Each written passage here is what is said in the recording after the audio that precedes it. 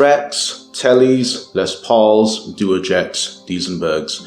These names pop up frequently in worship break rundowns. There's one name that I don't see very frequently, Ibanez. And today, I want to make the case for using my Ibanez JS1200 in worship coming up.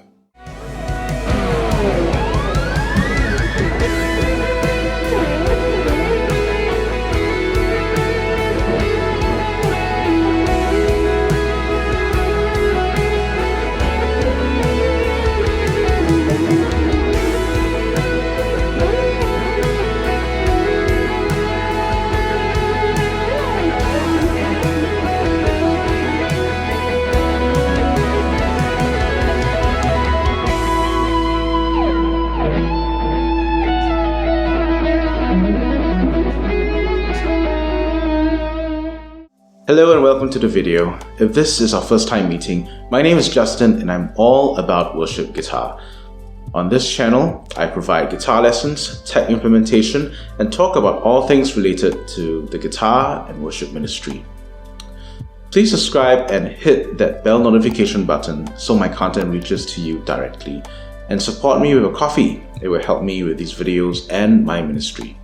Stick around to the end for a bonus section where I share my tips on performing the Satriani Scream. If we've met before, welcome back.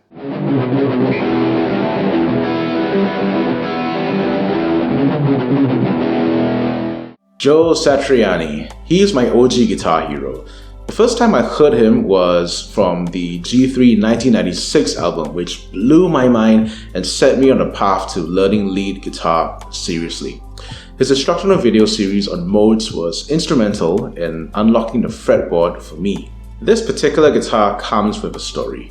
The year that my wife and I got married, we went on a trip to Hong Kong. And we didn't plan this at all, but our hotel was right next to a big guitar store. And I mean big, it was like Sweely warehouse big. I was drawn to the corner of the shop where a bright red guitar caught my eye. This JS1200. I picked it off the rack, was shocked at the price, it was dirt cheap, and proceeded to check if this was the real deal. It was! I didn't know why they were selling a JS1200, a legit one, for so cheap, but they were. My wife looked at me, saw how gleeful I was playing with it, and bought it. If I ever need to remind myself of the year that I got married to my wonderful wife, I just need to look at this guitar. Let me read the caption of the IG post that I made when I brought this home. If my guitars at home are Toyotas, my wife just bought me a Ferrari, because red. Oh man, this story gets so much better. I just searched the serial number of this JS1200 and it's made in the same year that I got married, and that's one more to scratch off the list. A marriage year guitar. Now to find a birth year Strat.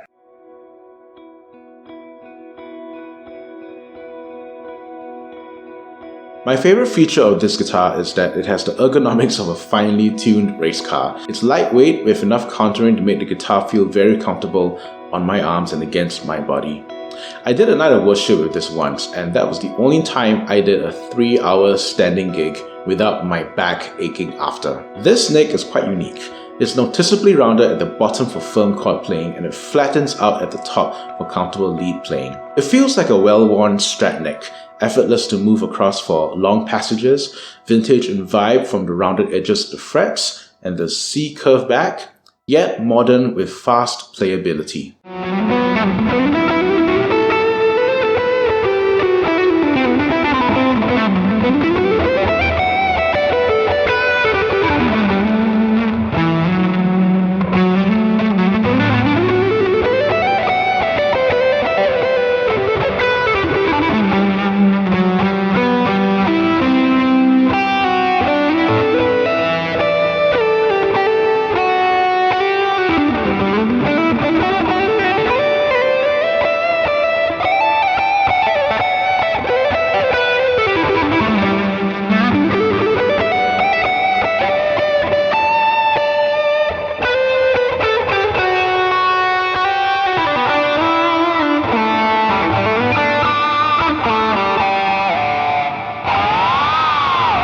The trem is an Ibanez original edge, which is very close to a Floyd Rose in design. Fun fact, JS1200s originally had an Edge Pro on them, but in 2010, Satch changed it to the original Edge. You can tell them apart by looking at how flat the tremolo unit sits on the guitar. An Edge Pro is more flush than an original Edge. It takes a lot to restring and tune a double locking trem system, but as long as you develop some technique and confidence, you'll be able to use a Floyd Rose style guitar with minimal problems. The key is to set it up properly, and for that, I want to give a shout out to SWAT Customs. Sabes, thank you for helping me. When I tried setting this bridge up myself, I must have done something wrong because it had severe tuning stability issues. But now I can thrash about this guitar and it will still come back in tune.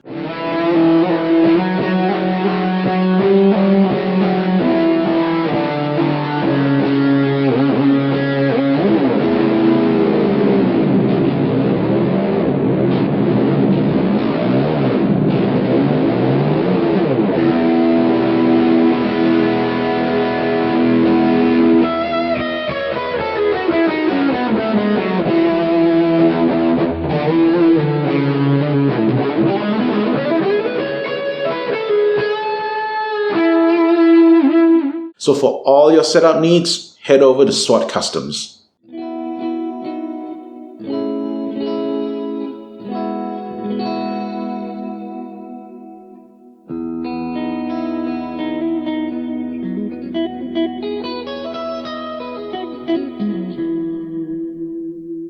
With a Path Joe in the neck and Fred in the bridge, these pickups are high fidelity and well suited for lead playing. Notes are articulate, loud, and have a distinct flavor to them that's audible in a thick mix.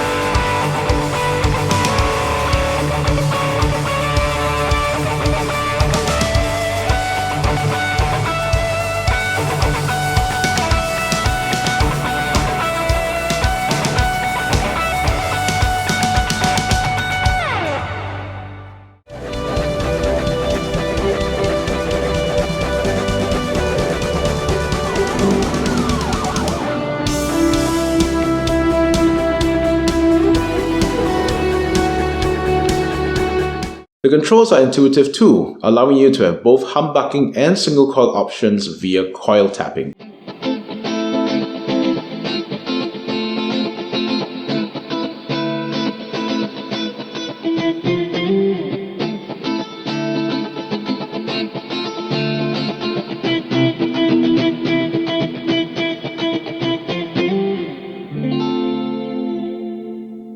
My favorite feature is the high-pass filter on the volume knob, which helps you maintain a fidelity of tone when you roll down the volume knob. Typically, the treble becomes a bit muffled when you roll the volume knob down. Now, what does this practically mean? If you watch Satch play live, you notice he's not stepping on pedals to change clean rhythm and lead sounds. He's doing all that on the guitar. Let's say you set an overdriven tone with the volume at 10. Without touching a pedal or changing the dial on your amp, roll down the volume and pull up the high pass filter to get a clean tone.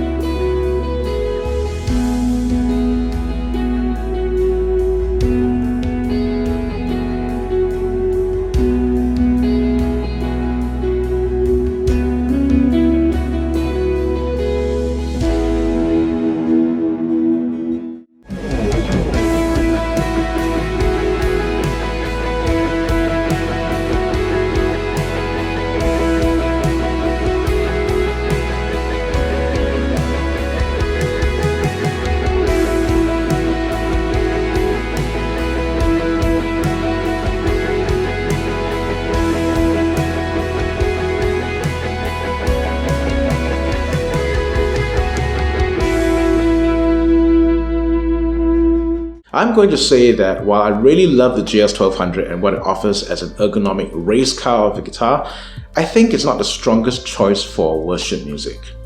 While possessing an amazing aesthetic, I've received feedback that the guitar looks flashy, which is elder speak for distracting. And while I love how distinct the pickups sound, sometimes I don't want the guitar to be that distinct in the mix. With a Strat, Tele or Les Paul, I can get the guitar to sit in a certain part of the sonic spectrum that blends better with the band.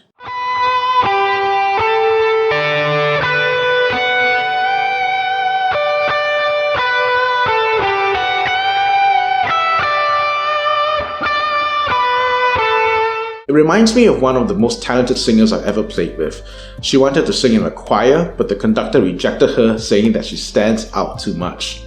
This is the same situation for the JS1200 in a worship band context. But at the end of the day, I'll still bring this out every now and then, especially my worship leaders asking me to play Lincoln Brewster tunes. Oh, miraculum. If you've stuck around this long, here's today's bonus section where I share how to play the Satch Scream. You don't need a JS guitar for this, you just need a guitar with a tremolo, hopefully one with good tuning stability. There are two technical prerequisites for the Satch Scream. First, a pinch harmonic, and second, a dive bomb. If you can do those two things, you can do the Satch Scream. Here's my approach. First, consider the key of the song. While a Satch Scream is mostly atonal, I generally aim for a string that sounds okay when played open in the key of the song. This is to avoid clashing harmonics if you happen to hit a third or a sixth harmonic. So that means I might avoid the G string if I'm playing in E major or B major, for example. After considering the key of the song, it's time to perform the effect proper. Step 1, have your left hand reach over to grasp the trem bar firmly. Either play the open string or do a pinch harmonic followed by a dive bomb. This will cause the initial fall of pitch in the harmonic. Step 3, with the string slack, do a second pinch harmonic, which will likely be an octave of the slacked note. Step 4, pull up on the bar and let the harmonic scream. Have a target note in mind when you're doing step 4. To have the scream sound musical, aim for a note that's in the key of the song, like the tonic. The slower you pull up on the trem bar, the more dramatic the effect will be.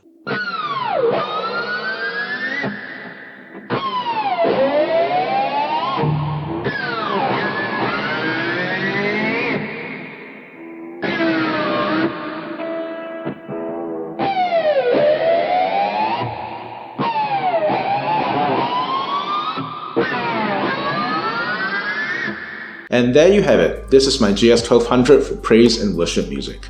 Question of the day: what's the quirkiest guitar you've used for church services? Comment below, I'd love to hear from you. That's it from me, thanks for watching this video.